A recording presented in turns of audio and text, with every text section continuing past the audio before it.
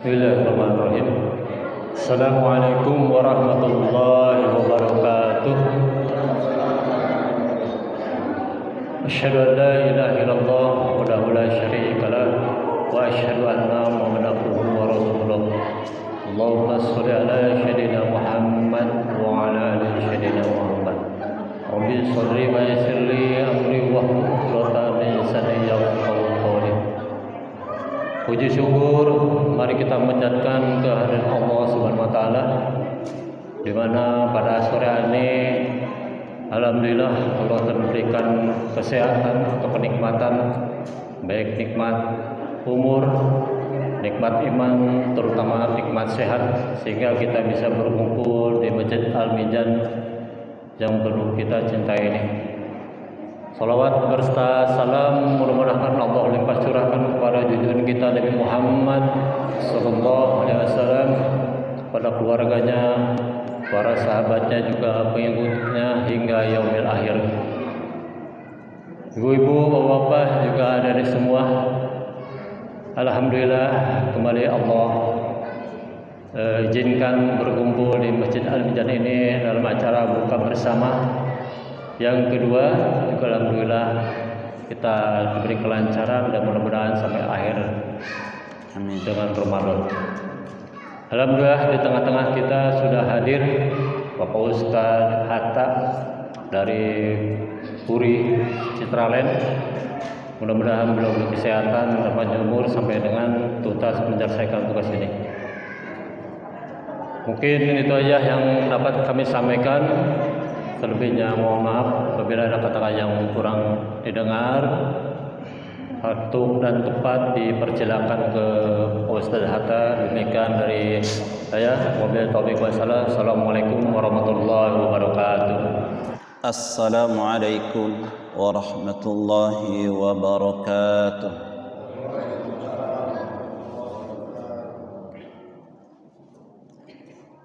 Alhamdulillah, wassalatu wassalamu ala rasulillah Sayyidina Muhammad bin Abdillah wa ala alihi wa sahbihi wa mawalah, amma ba'du. Syukur, alhamdulillah,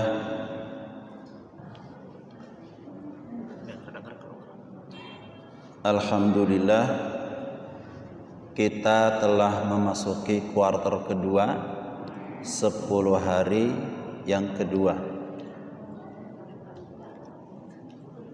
Kenapa patut kita syukuri? Boleh jadi puasa kali ini bagi sebagian orang adalah sebagai bagian dari ibadah untuk menutupi ibadah yang tercecer di 11 bulan Hijriah kemarin. Ama Allah diberi kesempatan. Nih, kemarin-kemarin tuh ibadahnya tercecer, sholatnya tercecer. Kadang sholat tapi waktunya mepet ke waktu yang selanjutnya. Puasanya boleh jadi tercecer, dosanya banyak dilakukan. Dikasih kesempatan untuk mengevaluasi dan menutupi kekurangan ibadah kemarin. Karena puasa ini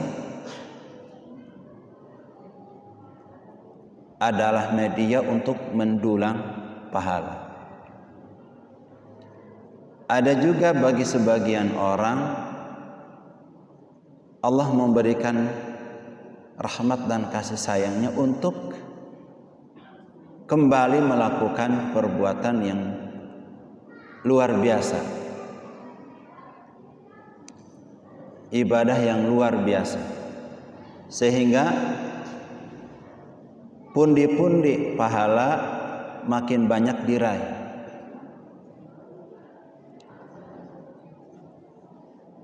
Hadirin yang dimuliakan Allah Subhanahu wa taala, salawat beriringkan salam, semoga Allah Subhanahu wa taala melimpah curahkan kepada kekasihnya Nabiullah Muhammad sallallahu alaihi wasallam, kepada keluarga, sahabat serta umatnya, dan kepada kita semua yang mudah-mudahan diberikan taufik dan hidayah untuk bisa menjalankan sunnah-sunnahnya. Lewat wasilah baginda Nabi sallallahu alaihi wasallam, syariat puasa sampai kepada kita. Qala tabaraka wa ta'ala, a'udzu billahi minasy syaithanir rajim. Ya ayyuhalladzina amanu kutiba 'alaikumus siyam kama kutiba 'alal ladzina min qablikum la'allakum tattaqun. Wa qala Nabi sallallahu alaihi wasallam, as-shaumu li wa ana ajzi bihi.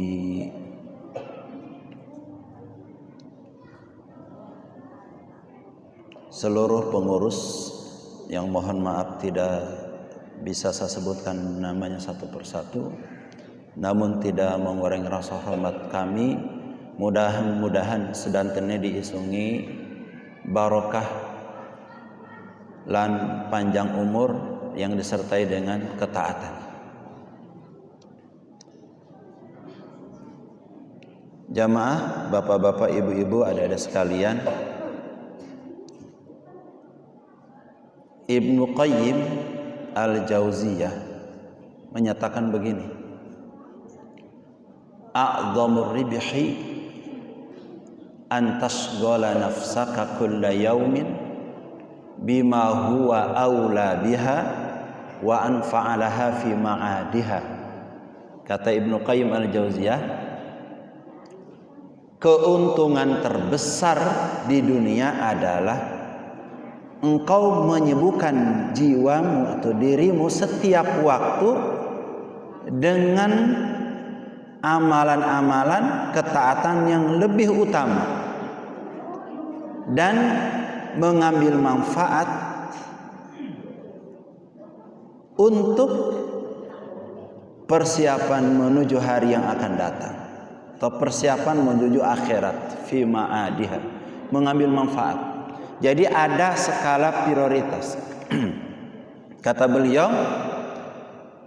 orang yang paling besar keuntungannya di dunia menurut versi beliau bukan yang nanam saham atau nabung di bank, bukan, tapi yang menyibukkan diri mengisi setiap waktu dengan ketaatan yang lebih utama dan bisa mengambil manfaat untuk bekal kepada akhirat.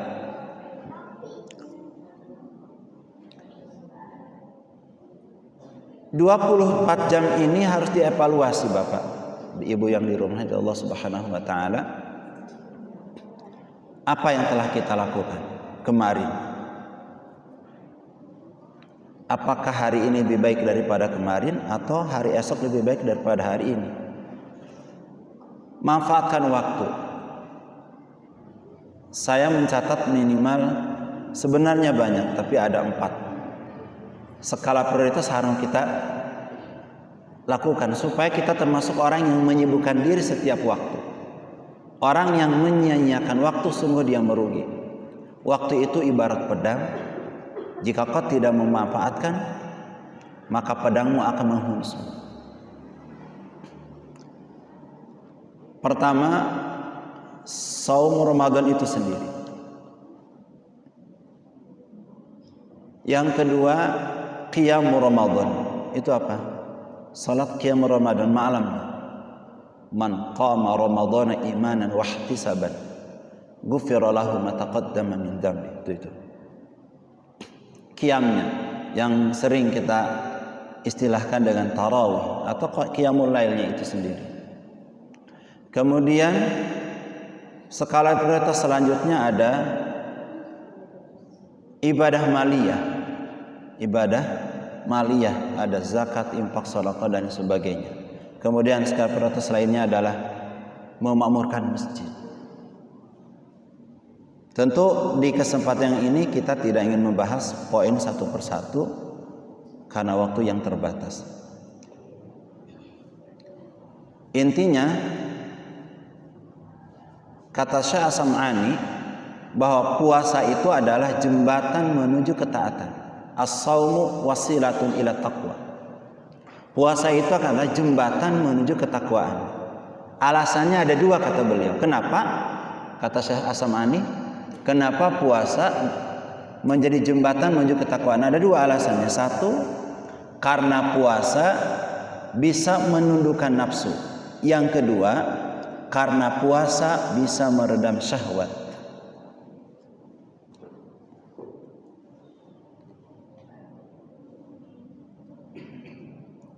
Saya pernah mendengar istilah ini dari orang tua dulu. Istilah ini mungkin bagi anak zaman seniki ya, yang anak-anak modern mungkin jarang dengar. Tapi kita dari orang tua dulu sering dengar. Tutup lawang 9, lawang sanga. Tutup lawang sanga itu. Tutup pintu 9. Rasul pernah ngendika, ihfadur ra'sa wa mawa'a, jagalah kepala dan apa yang ada di seputar kepala. Ini banyak lubangnya, Pak. Dan lubang-lubang yang ada di dalam badan kita itu potensinya besar untuk melakukan maksiat. Ada kedua mata, ada kedua hidung, ada mulut, ada kedua telinga, ada lubang depan, kemaluan, dan ada lubang belakang. Itu kalau dihitung 9 pintu itu dijaga. Orang tua dulu enggak bilang ihfadur ra'sa wa mawa'a. Orang-orang tua dulu enggak menyebutkan secara eksplisit bunyi teks hadisnya, tapi kadang menggunakan istilah-istilah yang mudah dipahami karena sesuai dengan masanya. Kadang misalnya jangan duduk di pintu, pamali. Anak perempuan jangan naik pohon, pamali. Jadi pamali termasuk tutup lawang sanga. Setelah saya pahami, ternyata ada banyak hal yang bisa diambil dari istilah-istilah yang sering muncul warisan leluhur kita. Makanya jangan dijudge secara frontal karena banyak hikmah yang terkandung. Kadang ada orang sekarang banyak langsung menjudge ini salah, padahal kalau dipikir ulang ternyata banyak kata-kata bijak warisan-warisan leluhur. Termasuk tadi itu, tutup lawan sana. Apa maksudnya? Begitu saya baca hadis, ternyata di hadis itu ihfadur ra'sa wa mawa'a. Redaksinya beda tapi intinya sama. Apa itu? Diantaranya adalah dari lubang 9 itu yang saya ambil dua. Apa itu? Dua hal yang kata Rasulullah yang banyak menyebabkan manusia terjelembab dalam dosa. Satu, yang ada di atas pusar yaitu mulut. Yang kedua, yang ada di bawah pusar yaitu kemaluan. Dua lubang itu, dua alat itu yang menyebabkan manusia terjelembab dalam api neraka. Mulut karena nafsu, perut pingin kenyang, nafsu. Kemaluan adalah syahwat. Dua-duanya, dua lubang ini, kedua-duanya itu bisa diredam dengan satu waktu, dengan satu ibadah satu waktu, dalam satu waktu. Apa itu? Puasa. Perhatikan definisi puasa. Secara etimologi, al-imsak menahan. Tapi terminologinya panjang. Menahan diri dari terbenam matahari, munculnya matahari sampai terbenam matahari, dari makan dan minum dan bersenggama dan hal-hal yang ini bisa membatalkan puasa. Perhatikan definisinya. Makan dan minum lewat jalur mana? Mulut. Bersenggama lewat jalur mana? Kemaluan. Dua-duanya bisa direndam dengan puasa. Maka wajar kata Syekh As-Sam'ani, puasa sebagai jembatan menuju ketakwaan. Karena dengan puasa ada dua hal yang akan kita dapatkan. Satu, nafsunya bisa menundukkan nafsu. Yang kedua, bisa meredam syahwat. Itu.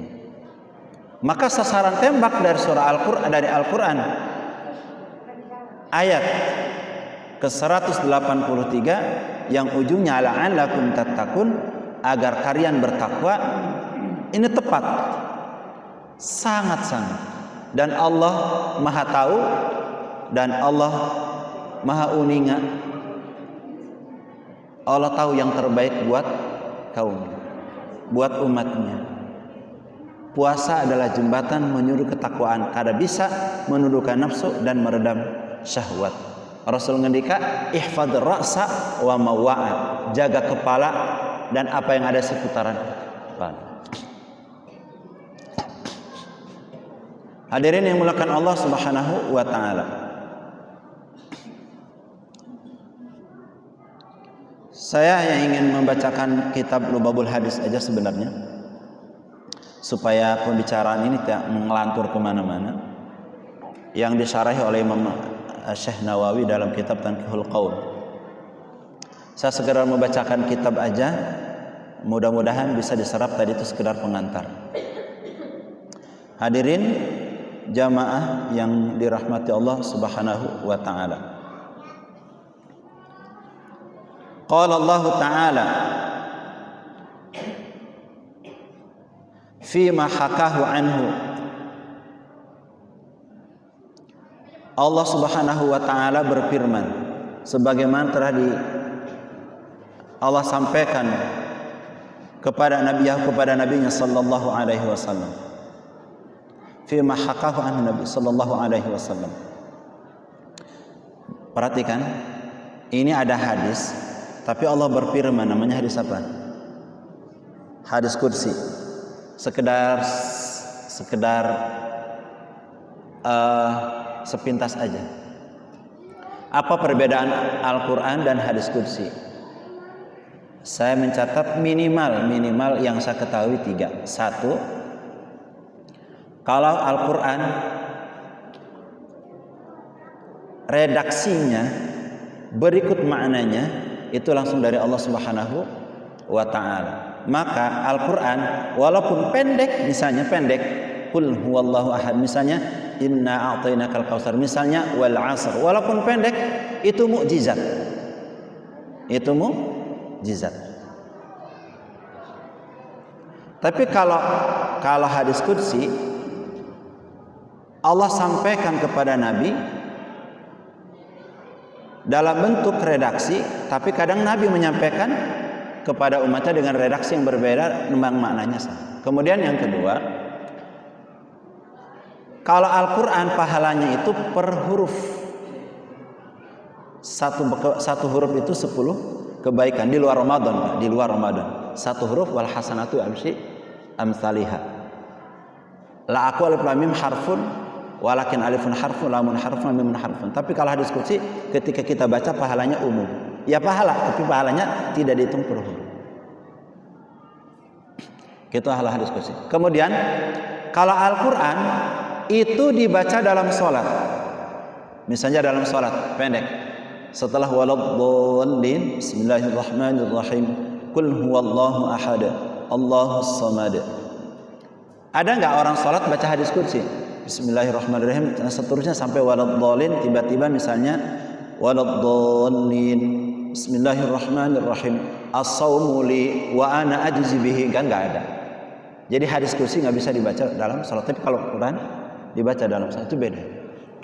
Nah, ini ada hadis qudsi yang sampai kepada kita, kullu hasanatin bi asyri amsalihha, setiap satu kebaikan adalah 10 kebaikan, ila sab'imi'ati di'fin, sampai 700 kali lipat. Saya ulang, setiap satu kebaikan dilipatkan menjadi 10 kebaikan sampai 700 kebaikan. Misalnya baca Quran, satu huruf 10, kadang dikali lipat dilipatkan sampai 700. Saya nggak bayang baca Fatihah itu yang 7 ayat, siapa yang bisa ngitung Fatihah itu? Kalau dikalikan 700, wallahu a'lam. Basmalah aja bismillahirrahmanirrahim itu dalam satu qaul itu 19 huruf. Kalau 10 berapa? 190. Kalau dikalikan sampai 700 berapa? Kalau sampai waladhdallin berapa? Kalau Al-Baqarah berapa? Illa siyam, kecuali puasa. Fa innahu, karena sesungguhnya puasa, li untuk wa ana ajzi bihi, dan saya akan membalasnya. Saking besarnya pahala itu tidak bisa dihitung berapa pahala. Ini adalah hadis qudsi.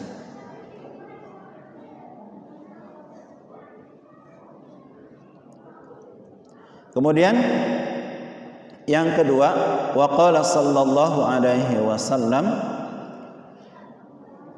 lis-shaimi farhatan yafrahu bihima farhatun inda iftarihi.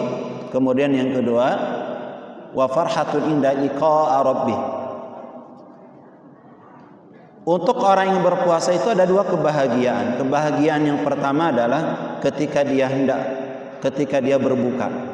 Itu bahagianya luar biasa. Gak usah saya ungkapkan kebahagiaan bapak-bapak karena barangkali merasakan kebahagiaan yang sama. Namun di balik buka itu ada satu anekdot dari Allahu Yarham. Siapa itu? Ketua PBNU yang lama itu. Dokter siapa? Hasyim Muzadi. Kata beliau, orang Indonesia itu biasa melalaikan waktu. Tapi ada satu hal yang Indonesia itu tepat waktu. Kalau di Eropa itu sekolah masuk jam 7 pagi lewat 15. Sebelum lewat 15 itu nggak bisa dibuka. Walaupun udah ngantri di depan pintu, tepat waktu. Indonesia biasa jamnya karet. Tapi ada Indonesia itu yang tepat waktu ketika berbuka. Kata beliau, Indonesia mesti tepat waktu ketika berbuka. Kenapa? Saya tidak ingin mengomentari kenapa tepat waktunya, tapi yang ingin komentari saking bahagianya berbuka akhirnya tepat waktu. Barangkali bisa jadi kita kalau ingin tepat waktu di momen-momen lainnya tumbuhkan rasa kebahagiaan, bisa jadi kita tepat waktu. Saking bahagianya kita berbuka, kita bisa melakukan tepat waktu. Yang kedua adalah ketika kita bertemu dengan Allah Subhanahu wa taala. Sepakat akidah Ahlussunnah wal Jamaah, nanti kita di sana di akhirat kita akan berjumpa dengan Allah Subhanahu wa taala seperti kita melihat bulan purnama. Kalau di dunia tidak akan. Sekelas Nabi Musa yang punya pangkat kalimullah. Pangkat Nabi Musa itu adalah kalimullah. Allah ngendika, Allah berfirman, wa kallamallahu Musa taklima. Pangkatnya Nabi Musa itu kalimullah. Musa ingin bertemu dengan Allah di Bukit Sinai. Ya udah kata Allah, silakan. Begitu melihat bukit baru ada sinar sudah pingsan. Ini menunjukkan bahwa tidak ada satupun manusia yang boleh mengklaim di dunia bertemu dengan Tuhan. Jadi kalau ada sekarang orang ngaku-ngaku bertemu Tuhan, bisa jadi Ahmad Musaddiq kedua gitu. Gitu. Jadi tidak ada. Tapi kalau di akhirat sepakat akidah Ahlussunnah wal Jamaah, kita akan berjumpa di sana dengan Allah Subhanahu wa taala. Itu adalah puncaknya kebahagiaan.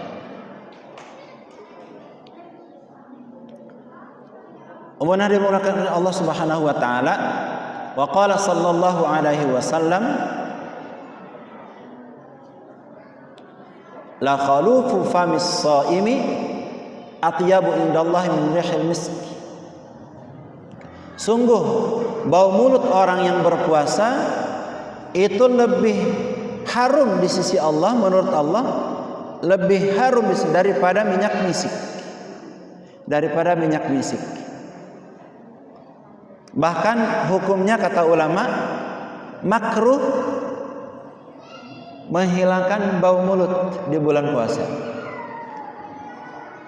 Makanya ahli fikih menyatakan setelah tergelincirnya matahari itu kita dimakruhkan untuk sikat gigi. Setelah tergelincirnya matahari, maksudnya setelah duhur, itu sikat gigi, itu makruh. Itu hukumnya. Itu hukumnya makruh. Ustadz, kira-kira batal nggak sikat gigi? Karena ada yang membatalkan. Enggak, kecuali odolnya dimakan, kecuali tumpahan airnya dimakan. Yang membatalkan puasa itu kan lewat 5 jalur, Pak. Yang membatalkan puasa itu lewat 5 jalur. Sok, ada yang tahu? Yang membatalkan puasa masuk 5 jalur. 1 apa? Ayo. Ada yang tahu? Karena fikih itu kalau ngomong tepat, nggak boleh abu-abu kalau fikih. Yang membatalkan puasa itu 5 jalur. 1, mulut. Kalau masuk lewat mulut, batal. Itu. Ustaz, gimana kalau ludah dari dalam terus masuk lagi? Itu nggak batal. Kecuali ludahnya keluar, diwadahin gelas, diminum lagi, baru batal.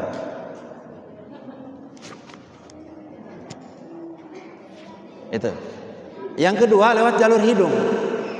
Kalau masuk air lewat jalur hidung, batal. Batal. Makanya kata Rasulullah, sunnah intisyak apa namanya? Intisyak ya, sama intinsyar. Memasukkan air ke hidung dan mengeluarkan dari hidung. Itu di luar Ramadan. Ketika di luar puasa. Ketika puasa, basuh hidungnya biasa-biasa aja. Jangan sampai dihirup karena bisa batal. Supaya dua-duanya dapat, Pak. Pahala sunnah dapat, ngubah hidung. Pahala ngubahnya dapat, tapi puasanya nggak ada batal. Gitu. Tetap kumur-kumur itu sunnah di bulan seketika puasa ataupun di luar puasa. Namun jangan sampai korupsi. Kumur-kumurnya 3 kali yang dikeluarkan 2 kali korupsi itu baru batal. Nah itu. Jadi tetap kalau hukum sunnah kumur-kumur tetap mau puasa nggak puasa tetap sunnah. Hanya nanti jangan korupsi aja. Kumur 3 kali keluar 2 kali berarti ini korupsi 1. Nah itu baru batal. Itu dari mulut, hidung. Yang ketiga dari telinga. Dari telinga masuk jalur telinga air batal. Ada pertanyaan, gimana kalau di swab ya? Swab ya. Ketika puasa, MUI sudah mengeluarkan fatwanya. Hati-hati kata MUI kalau bisa swab dilakukan di malam hari ketika puasa. Karena khilaf. Karena ada yang menyatakan kalau masukin barang lewat seukuran kelingking, jari kelingking itu batal. Misalnya masuk ke hidung sampai lewat batasan jalur kelingking. Lewat kelingking itu batal. Makanya kalau bapak ngorek-ngorek hidung ketika puasa ya gak batal.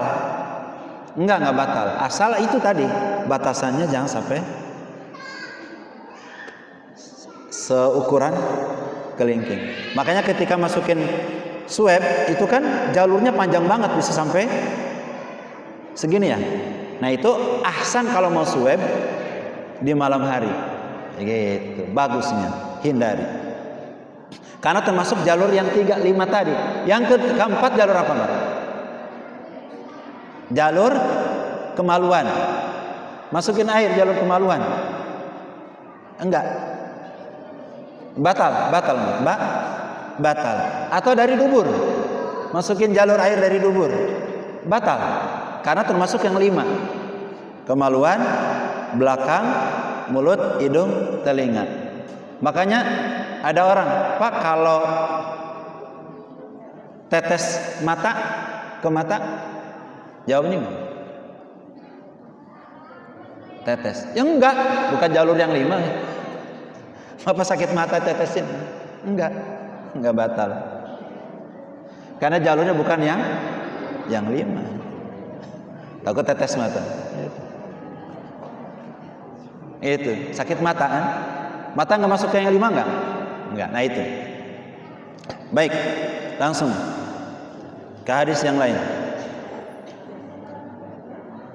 Itu luar biasa bentuk kasih sayang Allah Subhanahu wa taala.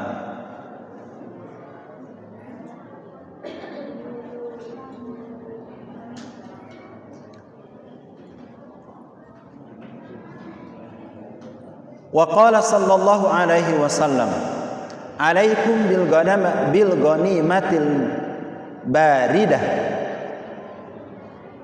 Qalu ya Rasulullah wa mal ghanimatul baridah? Qala as-shaumu fi syita. Nah. Jadi qala as-shaumu fi syita al-ghanimatul baridah. Gitu. Hendaklah kata Rasulullah kalian mendapatkan ghanimah, rampasan perang, namanya ghanimah baridah. Rampasan perang yang rampasan perangnya namanya al-baridah. Terus sahabat nanya, "Ya Rasulullah, apa itu rampasan perang baridah?" Kata Rasulullah, "As-shaumu fi syita." Puasa ketika di musim panas. As-shaumu fi syita. Ya, fi syita. Itu namanya al-ghanimatul baridah, dapat perampasan perang baridah.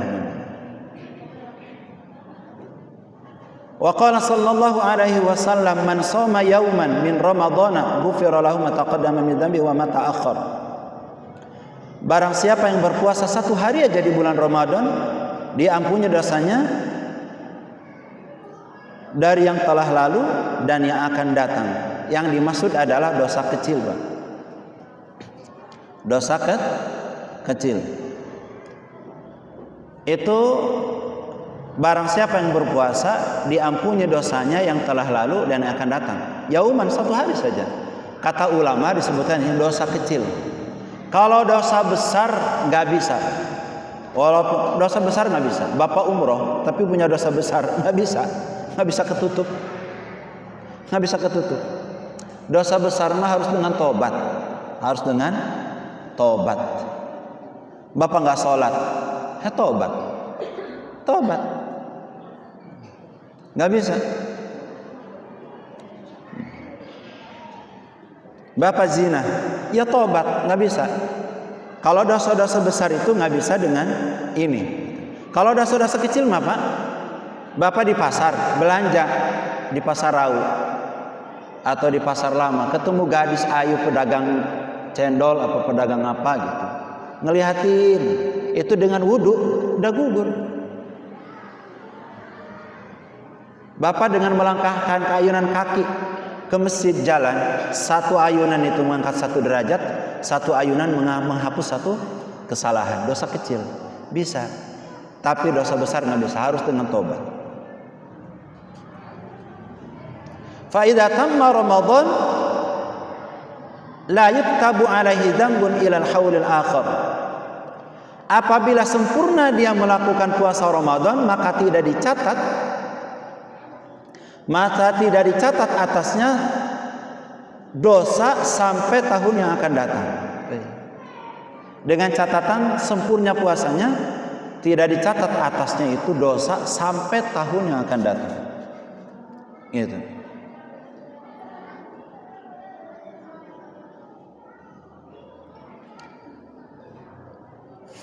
Fa in mata qabla ramadhana akhir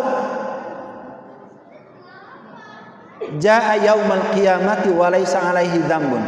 Dan barang siapa meninggal, Bapak gini, habis puasa Ramadan, puasanya tamat, sempurna, tergantung hitungannya ya, bisa genap 30 hari atau bisa ganjil 29. Misalnya puasa selesai, setelah puasa meninggal,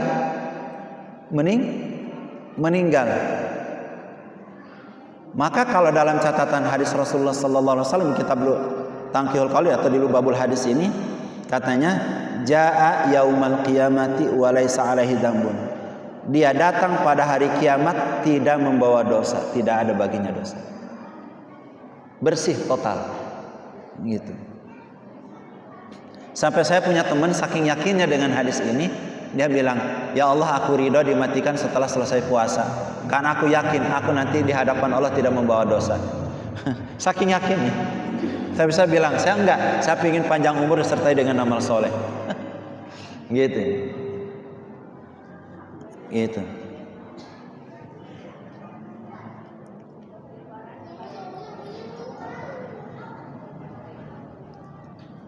Kemudian hadis yang lain, qala sallallahu alaihi wasallam,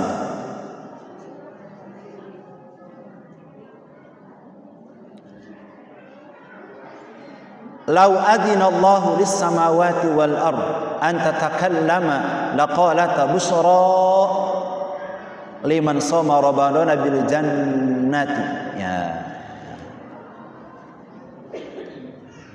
Nabi sallallahu alaihi wasallam bersabda, seandainya Allah mengizinkan kepada langit dan bumi untuk berkata, niscaya langit dan bumi akan berkata, busra, berbahagialah, liman shoma ramadana bil jannati, bagi orang yang berpuasa Ramadan dengan balasan surga. Cuman memang dia tidak bisa berbicara. Tidak diizinkan langit dan bumi untuk berbicara. Seandainya Allah mengizinkan, perkataan langit dan bumi itu begini, busra, berbahagialah, liman shoma ramadana bil jannati, bagi orang yang berpuasa itu surga. Qala sallallahu alaihi wasallam, as-siyamu junnatun, puasa itu adalah perisai, minan nari, dari api neraka, kajunnati ahadikum minal qital, seperti perisai di antara kalian dari peperangan. Itu perisai, Pak. Wa qala sallallahu alaihi wasallam, as-shaimu idza aftara sallat alaihi malaikatu hatta yafruga. Kata Nabi sallallahu alaihi wasallam, jika seorang yang berpuasa itu sampai buka, idza aftara, ketika berbuka, ketika yang berpuasa itu berbuka, bersalawat kepada orang yang berbuka para malaikat sehingga ia selesai. Maksudnya apa, Pak? Maksudnya apa?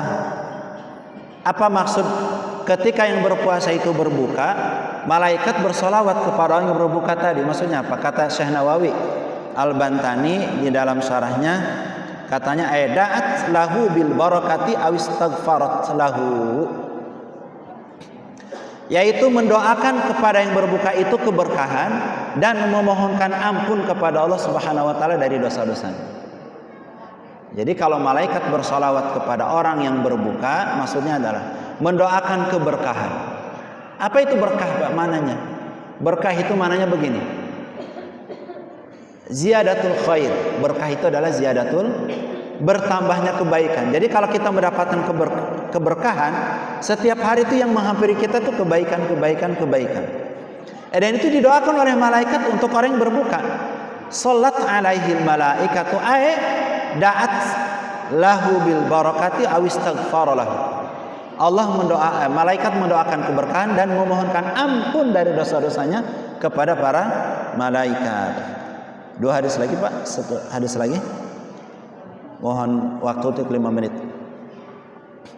Supaya bab saum, fadilah saum di dalam kitab Lubabul Hadis ini atau di kitab Tanqihul Qaul ini selesai. Qala sallallahu alaihi wasallam,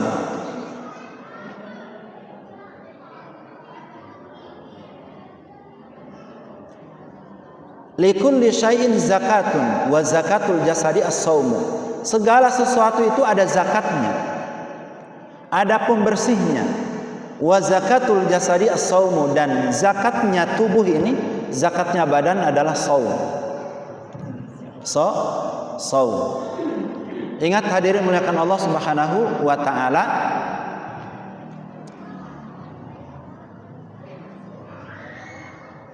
saya pernah baca di kitab lain,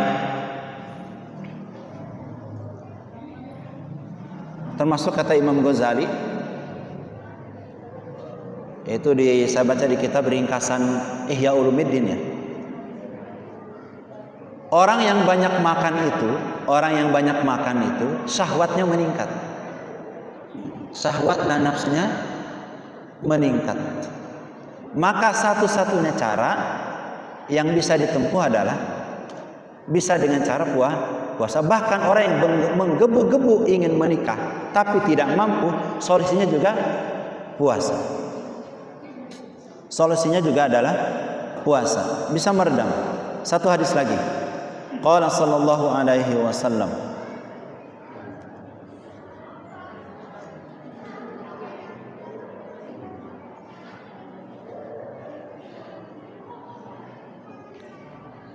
naumus shaimi ibadatun.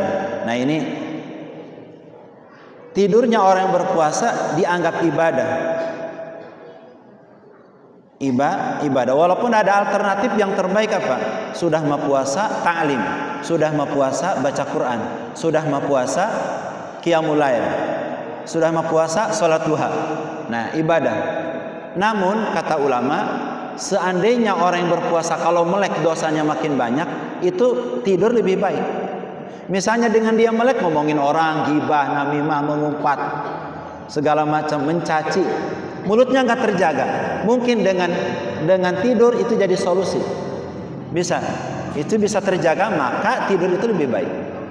Dan Rasul menyatakan, dan ini tidak bisa diganggu gugat. Kata Rasul, tidurnya orang berpuasa ibadah ya sudah, samina wa ata'na, dianggap ibadah. Walaupun kita tetap harus maksimal, ikhtiar maksimal. Ya puasa, ya ada ibadah-ibadah lain yang jauh lebih besar pahalanya. Kemudian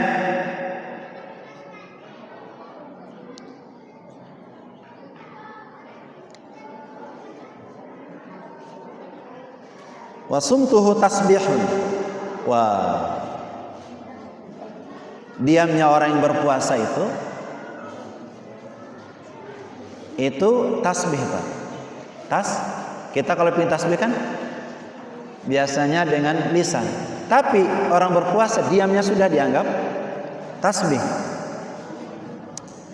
Wa amaluhu mudha'afun, amalannya dilipat gandakan. Wa du'auhu mustajabun, doa orang yang berpuasa itu diijabah. Wa dzambuhu maghfurun, dosanya diampuni.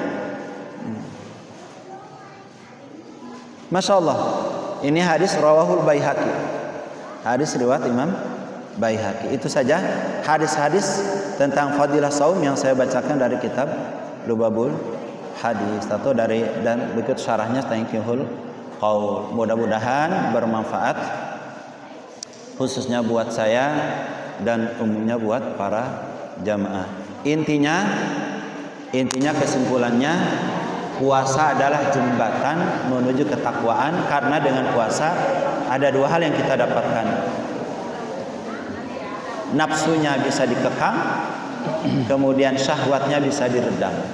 Saya kira itu. Kemudian manfaatkan waktu, karena keuntungan terbesar di dunia adalah orang yang pandai menyibukkan diri untuk memanfaatkan waktu untuk melakukan ibadah yang utama. Itu yang bisa saya sampaikan. Hadan wa iyyakum ajmain. Assalamualaikum warahmatullahi wabarakatuh. Waalaikumsalam warahmatullahi wabarakatuh.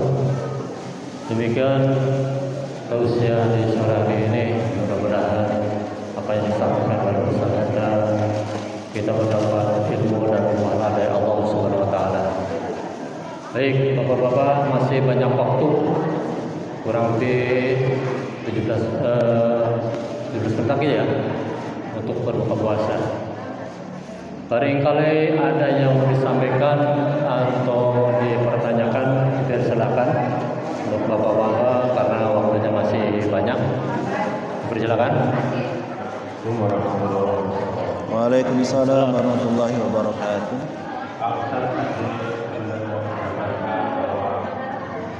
Lima hal yang bisa mendatangkan pahala.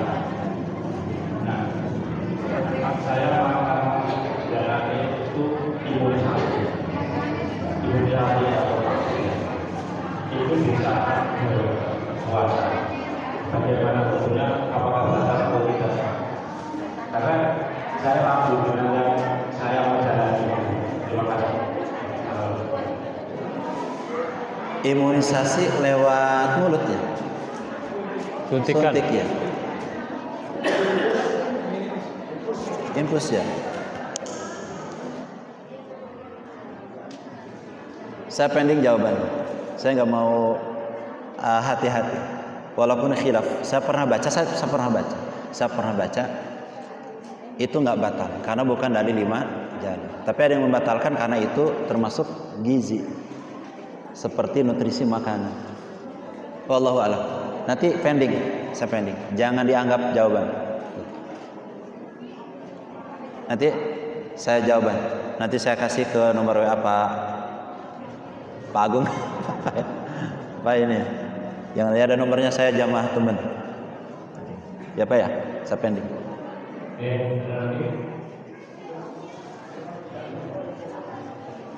Menurut saya Ustaz, Ya. Jika kita berpuasa, kita misalkan puasa hanya cuma dapat 10 hari, Ya.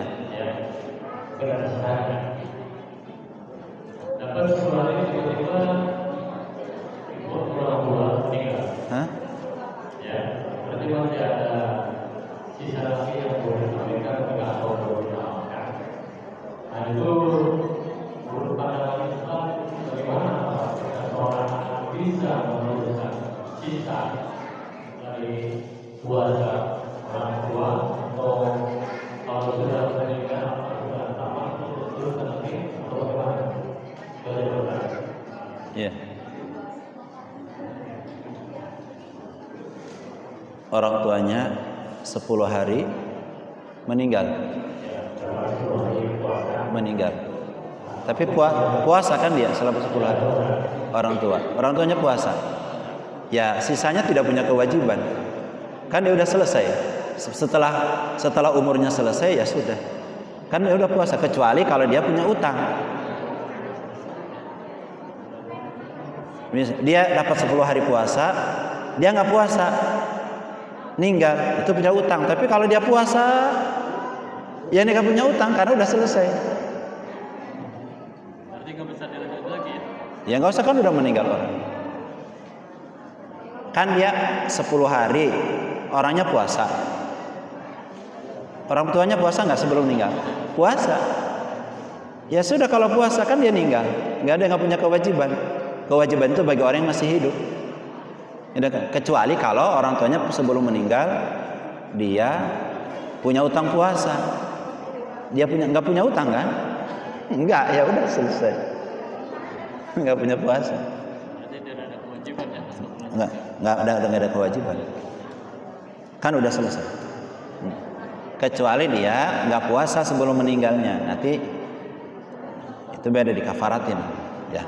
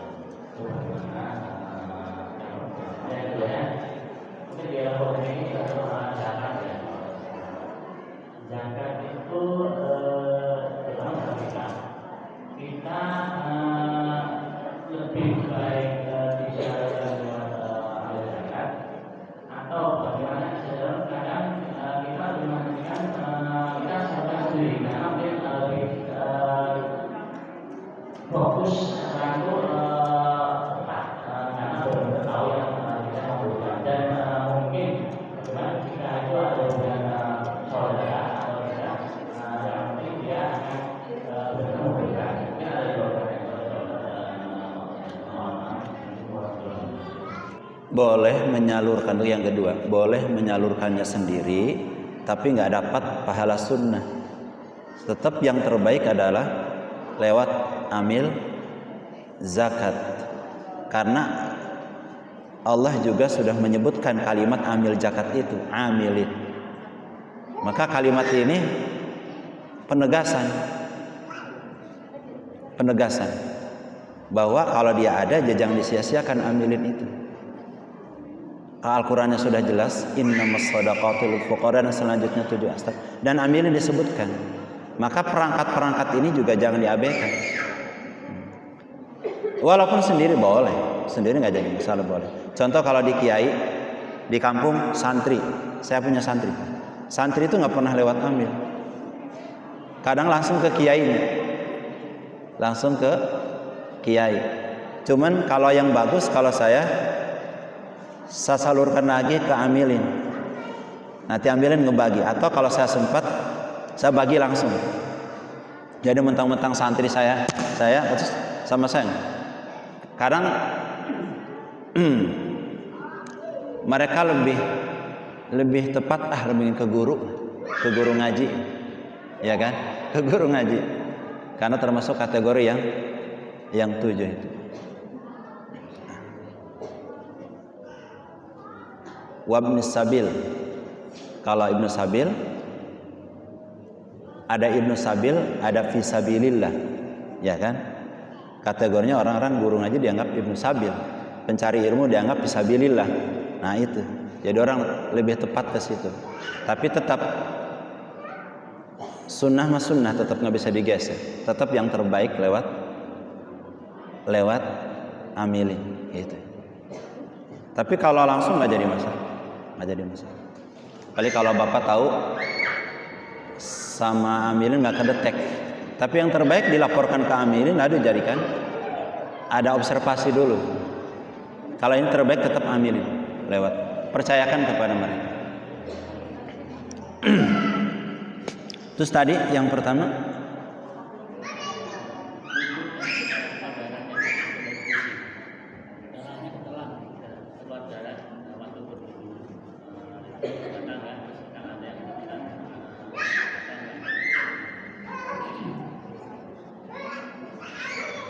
darah gusi, kalau nggak sengaja yang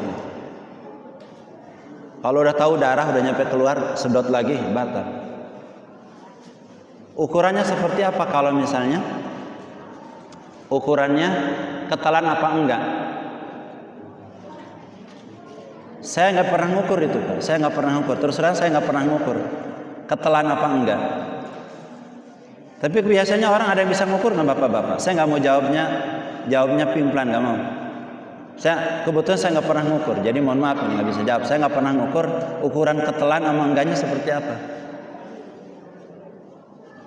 Apakah mengenyangkan apa enggak? Saya nggak pernah ngukur ketelan dan enggaknya. Mohon maaf yang ini juga nggak bisa saya jawab. Ukuran ketelannya itu. Ukuran ketelan. Tapi kalau ke hidung, saya bisa ngukur kalau ke hidung karena pernah. Misalnya ketika dihirup itu kepala agak keliengan. Nah, itu bisa ngukur kalau hidung. Intinya pelan-pelan aja, Pak. Kalau kumur-kumur, jangan sampai ke terlalu banget gitu, khawatir kemakan itu. Terus apa lagi tadi ada? Sudah. Ada yang bisa nggak ukuran? Ada bisa jawab nggak ukuran ketelan apa enggak? Saya nggak. Kalau saya pribadi ketelannya terasa sampai ke lubang ini, ke kerongkongan, terasa banget. Seperti kita minum, kerasa nggak? Kalau masih ragu, yang ragu itu nggak bisa jadi hukum. Ini ketelan apa enggak ya? Dianggap enggak karena ragu. Yang ketelan. Ada lagi? Assalamualaikum warahmatullahi wabarakatuh. Iya. Jadi lebih utama nilai hutang puasa makan atau puasa sholat. Lebih utama mana? Supaya kita puasa makan atau puasa sholat. Lebih utama bayar hutang kalau bisa dua-duanya, kenapa enggak? Syawal, setelah Syawal lalu bayar hutang, itu lebih baik. Tapi kalau utama hutang seperti gini, orang yang membolehkan qadha salat, misalnya gini, bagi orang yang nggak setuju dengan qadha salat diqadha cukup dengan tobat. Kalau saya enggak, tobat ya qadha. Misalnya bapak 10 tahun manjing balik, sudah masuk balik. Atau bapak dulunya nggak pernah sholat, tiba-tiba tobat, nggak sholat 10 tahun. Setelah tobat bapak harus dikodoin, harus dikodoin 10 tahun sholatnya. Nah itu malah lebih utama kodo apa sholat sunnah? Kan setelah sholat kan ada qobliyah ba'diyah tuh. Nah itu kata ulama lebih utama kodo karena wajib. Khawatir kalau dengan sunnah bapak nggak mampu karena kebanyakan. Maka setelah sholat duhur lagi ngodo yang tertinggal. Itu. Kalau saya sampai hari ini masih mengambil yang itu. Sholat kalau ditinggal wajib diqadha yang tertinggal dulu. Misalnya tobat, dulu nggak pernah sholat 5 tahun. Tobat diqadha tuh yang 5 tahun. Itu. Nah itu utama qadha ketimbang ba'diyah qobliyah. Khawatir kalau dengan ba'diyah qobliyah nggak kekejar. Nah itu sama ini. Kalau bapak nggak kekejar karena nggak mampu melaksanakan Syawal, boro-boro Syawal yang kemarin jebolong misalnya, utama yang qadha. Tapi kalau mampu dua-duanya, ahsan dua-duanya. Gitu. Allahumma shalli ala sayyidina Muhammadin fil awwalin wal akhirin wa barik wa sallim wa ridwan ta'ala ala sahabati rasul ajmain. Amin amin amin ya mujib as-sa'ilin. Alhamdulillahil alamin hamdan yuafi ni'amahu wa yukafi mazidah. Ya Rabbana lakal hamdu wa lakal syukur kama yanbaghi li jalali wajhika wa li 'azimi sultanik. Allahumma shalli ala sayyidina Muhammadin wa ala sayyidina Muhammadin salatan tunjina biha min jami'il ahwali wal afat wa taqdina biha jami'al hajat wa tahfiduna biha min jami'is sayyi'at wa tarfa'una biha indaka 'adad darajat wa tubaliguna biha as-salawat min jami'il khairati fil hayati wa ba'da al-mamat innaka sami'un qaribun mujibud da'wati wa ya qadhiyal hajat. ربنا اغفر لنا ولوالدينا وارحمهم كما ربونا صغارا ربنا اغفر لنا ولإخواننا الذين سبقونا بالإيمان ولا تجعل في قلوبنا غلا للذين آمنوا ربنا إنك رؤوف رحيم اللهم لا تدع لي ذنبا إلا غفرته ولا هما إلا فرجته ولا جهلا إلا أنت ولا مرضا إلا شفيته ولا دينا إلا قضيته ولا ولدا إلا باركته ولا قرآنا إلا حفظته وحفظته ورزقنا تلاوته آناء الليل وأطراف النهر ولا حاجة لك إلا قضيتها يا أرحم الراحمين اللهم أصلح لنا ديننا الذي هو اسمك أمرنا وأصلح لنا دنيانا التي فيها معاشنا لنا آخرتنا التي فيها معادنا واجعل الحياة زيادة لنا في كل خير واجعل الموت راحة من كل شر ربنا آتنا في الدنيا حسنة وفي الآخرة حسنة وقنا عذاب النار بفضلك سبحان ربك رب العزة عما يصفون وسلام على المرسلين والحمد لله رب العالمين. Demikian rangkaian sebuah acara dari jam 5 sore tadi sampai dengan hari ini. Mudah-mudahan sekali lagi terima kasih kepada semua warga bumi Serang Damai yang alhamdulillah Bapak tetap istiqomah nih sampai dengan akhir, mudah-mudahan beri kesehatan dan panjang umur. Demikian dari pengurus DKM yang mudah sampaikan. Terima kasih, mudah-mudahan kita semua dalam keadaan beri kesehatan, panjang umur sampai dengan selesai dengan kemudian usia Ramadan. Baik, terima kasih. Assalamualaikum